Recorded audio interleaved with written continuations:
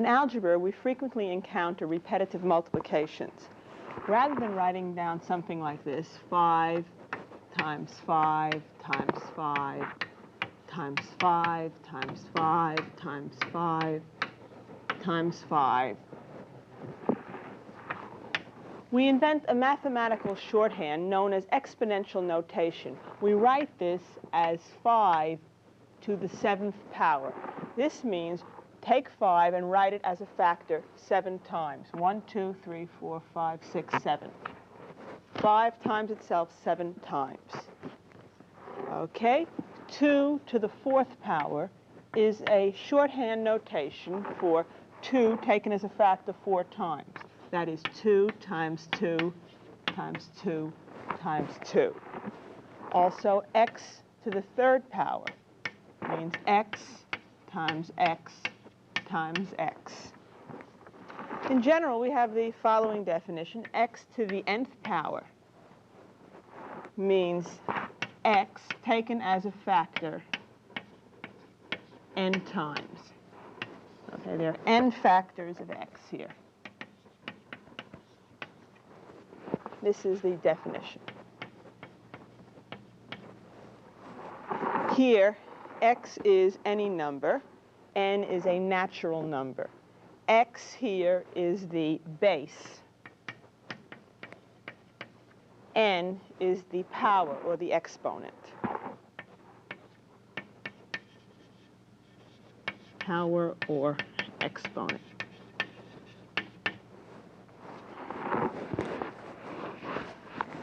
X to the 2nd power is read in a special way. It's read x squared. And x to the 3rd power is read x cubed.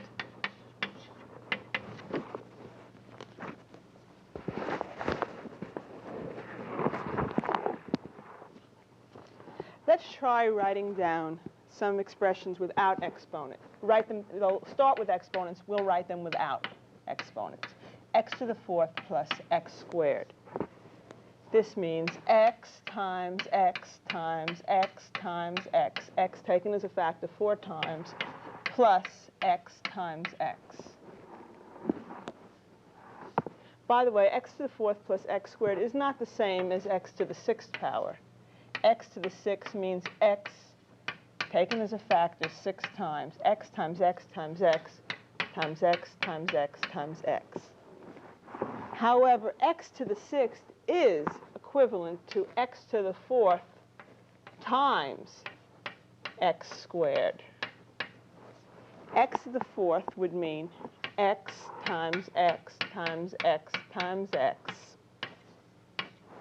X squared would be x times x. So altogether, remembering that with regard to addition and multiplications, we can rearrange, okay, the variables here. We can ignore the grouping symbols in this case. We can rearrange the grouping symbols. And we can write this as x times x times x times x times x times x. That is x to the 6th power. So while x to the 4th plus x squared is not x to the 6th, x to the 4th times x squared is x to the 6th. Now this may be a little confusing for you in variables. Let's look at a specific example. Let, for example, x be 2. And let's write down some of these expressions. If x is 2, 2 to the 4th plus 2 squared would mean 2 times 2 times 2 times 2 plus 2 times 2. Now 2 to the 4th is 16. It's 2 times 2, that's 4, times 2, 8, times 2, 16, plus 2 times 2, that's 4.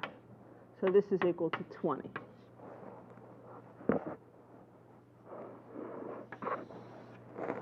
Now, 2 to the 6th power is 2 times 2 times 2 times 2 times 2 times 2.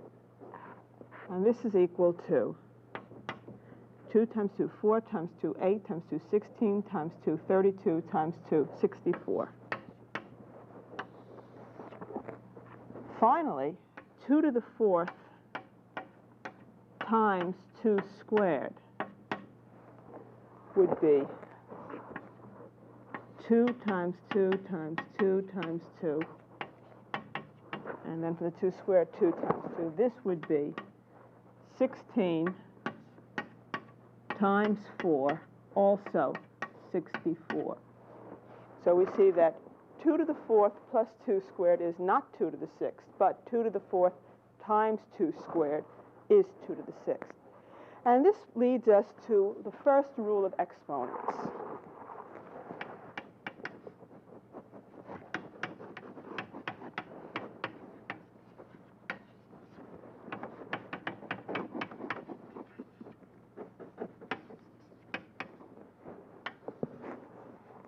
Which says that a to the m times a to the n is a to the m plus n power. Here, a is any number, m and n are natural numbers. These are m and n are natural numbers. Later on, we will have other rules for exponents, okay, in future tapes, and we will also expand our work to consider exponents that are not natural numbers. But for right now, m and n are natural numbers. And the first rule of exponents says if you're multiplying, okay, two numbers like this, a to the m times a to the n, where they have the same base, you keep the base and you add the powers. Okay? It says if you're multiplying 2 to the 4th times 2 squared, you keep the base 2. You add the 4 plus 2, you get 2 to the 6th. You see that we get the same answer. 2 to the 4th times 2 squared is 2 to the 6th. It is not. 2 to the 4th plus 2 squared is not 2 to the 6th. 2 to the 4th times 2 squared is 2 to the 6th. When you're multiplying like bases, you keep the base, you add the powers. And over here with the variables, x to the 4th times x squared, this is x to the 6th. You keep the base, you add the powers. Okay, you do not multiply the powers. Okay, you don't get x to the 8th. You add the powers. You also do not use it over here. You are multiplying. The bases are the same. You keep the base. You add the powers. Okay, most people are able to handle this x to the 4th times x squared business. They get x to the 6th. However, some people can't help wanting to, say, get 2 to the 4th times 2 squared and make it 4 to the 6th power. They want to multiply the 2's as well. It doesn't occur so much with the x's. Okay, of course that is wrong. You keep the base. Okay, 2 to the 4th times 2 squared is equal to 2 to the 6th, not 4 to the 6th. You keep the base, you leave that alone, and then you add the powers. You do not multiply the bases as well. Don't make up your own rules. This is the rule. You keep the base, you add the powers. Okay, let's try some examples using this first rule for exponents.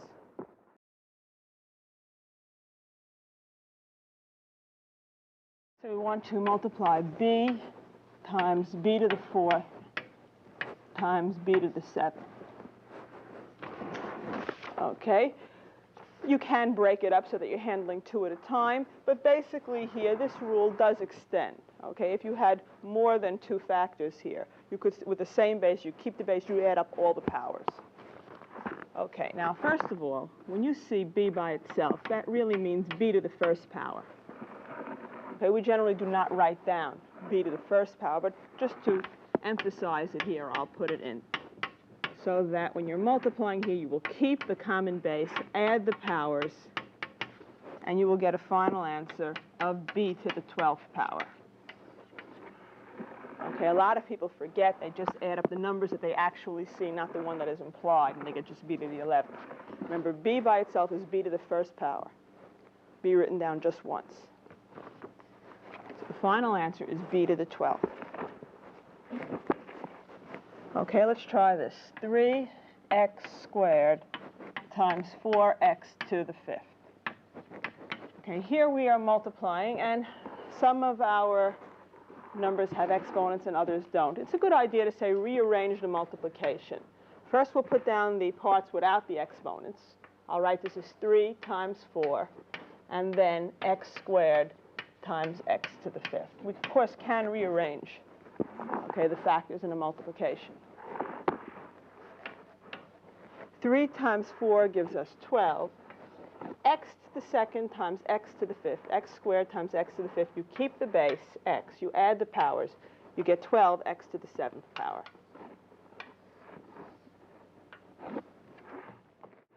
Okay, let's try this. 2xy cubed times 5x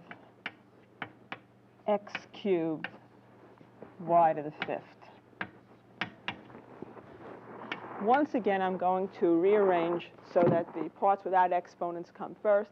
And then as far as the variables, I'll just use an alphabetical order. I'll write the x terms first and the y terms and so on. So I'll rewrite this as 2 times 5 times x cubed times y cubed times y to the fifth. Now, 2 times 5, of course, gives you 10. X times x cubed, this is x to the first times x to the third. It's x to the fourth power. You keep the base for the x's and you add the powers. 1 plus 3 giving you 4. And for the y's, you keep the base, you add the powers. You get 8. Final answer of 10, x to the fourth, y to the eighth.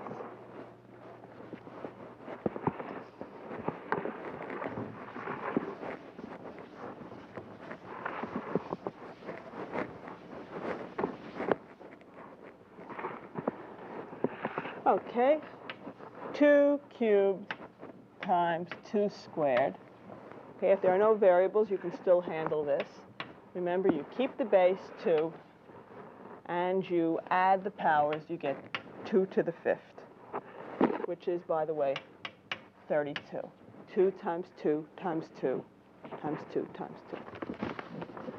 Okay, it is not 4 to the fifth. Okay, here when we multiplied the 2 times the 5, okay, we're just doing a regular multiplication. When you're multiplying y cubed times y to the fifth, you're multiplying, they have the same base. You keep the base, you add the powers. Okay, this is keep the base and add the powers. Okay, let's try 3 times 10 to the fifth times 4 times 10 to the fourth.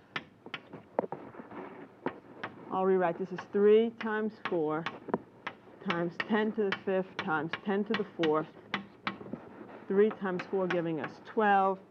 12 times 10 to the ninth, keeping the base 10 and adding the powers.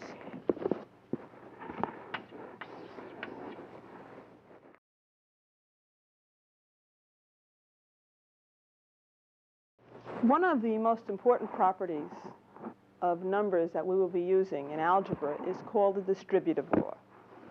I'll write it down for you and then I will illustrate it. Distributive law.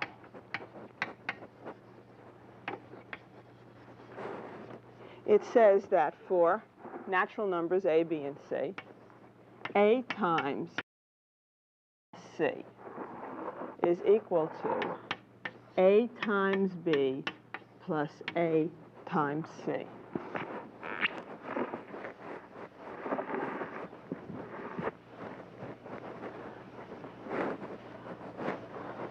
Right now I'm specifying natural numbers, but as we consider different types of numbers, this law will still be applicable. Okay, a times b plus c is a times b plus a times c. That is, we distribute the a through the parentheses. A times b plus a times c. Okay, I'm not going to prove this, but I will verify it in a few numerical examples. Let's say we had 5 times 3 plus 7. According to distributive law, this should be equal to 5 times 3 plus 5 times 7. Let's work out the left and the right-hand sides independently and see if we get the same answer. 5 times 3 plus 7 should be, according to distributive law, 5 times 3 plus 5 times 7. That is, you distribute the 5 through the parentheses. Well, here we have 5 times, now 3 plus 7 gives us 10. 5 times 10, that's 50.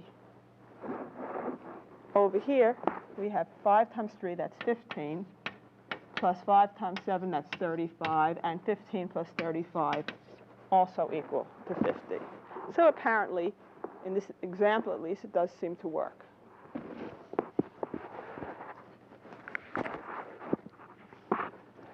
Okay, now the real advantage of the distributive law is not for a numerical example like this, but rather for expressions that involve both variables and constants. I mean, I really don't care if you go 5 times 10 here or you distribute. That's not important. What is important is that it gives us a way of handling something like this, 3 times x plus 4.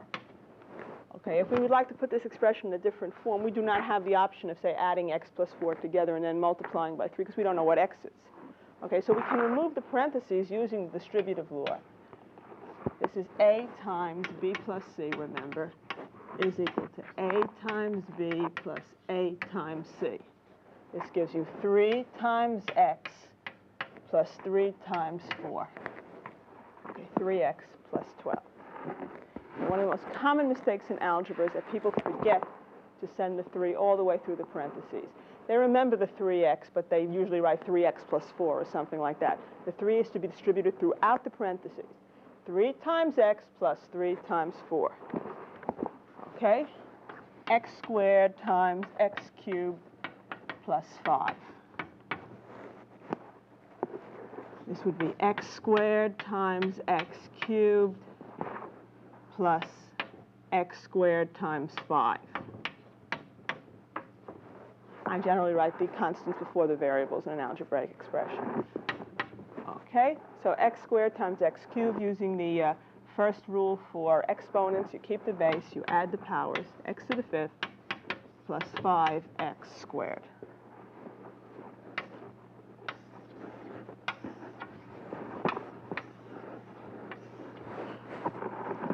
Okay, let's try another example. 2x cubed times x to the 4th plus 3x. And this gives us, we're going to distribute now the 2x cubed. 2x cubed times x to the 4th plus 2x cubed times 3x. This gives us 2x to the 7th, keeping the base x, adding the 3 plus 4. Here, 2 times 3, taking the parts without powers first, that's 6. X cubed times x to the 1 is x to the 4th. So we get 2x to the 7th plus 6x to the 4th for our answer.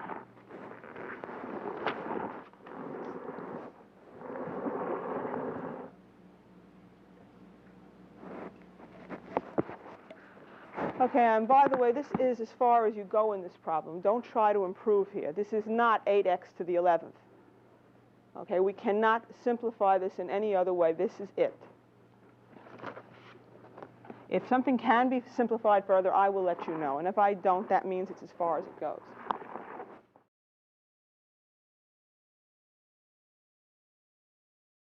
Okay, now so far we have been using the distributive law going in this direction. Okay, multiplying out, using it to expand something.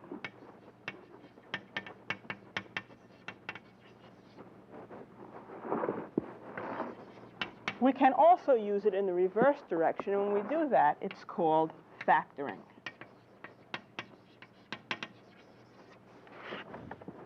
And it's going to be very important to us in algebra. Let me give you some examples.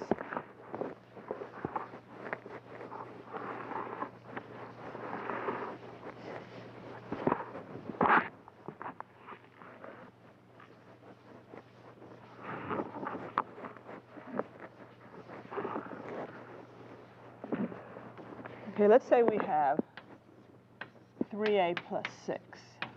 And for whatever reason, we want to have it in a factored form. Okay, we would like it with the parentheses. We can rewrite this as 3 times a plus 3 times 2. And pull out a 3. And that would leave us with a plus 2. In other words, I'm using the distributive law in reverse. I am starting with the AB plus AC, pulling the A out in front, and being left with the B plus C. Now, of course, doing it this way, we have what we've been doing before. 3 times A plus 2 is 3 times A plus 3 times 2, or 3A plus 6. But sometimes we have reason to work in reverse. Okay, so you're trying to make it look like AB plus AC, and then you pull out the common factor in front, and you see what is left in the two terms. Okay, in this case, the common factor, the thing that appeared in both terms, was a 3. We pull that out. In the first term, we're left with an A, and in the second, after the 3 has been pulled out, we're left with a 2. Okay, let's try another one. X squared plus 3x. This is really x times x plus 3 times x.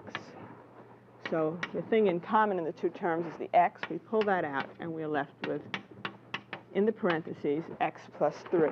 This gives us, and you should always check your factoring, okay, by using the distributive law. X times x, x squared, plus 3x, which is what we started with. Okay, for our last example, let's try 4a cubed plus 2a to the 5th. 4a cubed plus 2a to the 5th.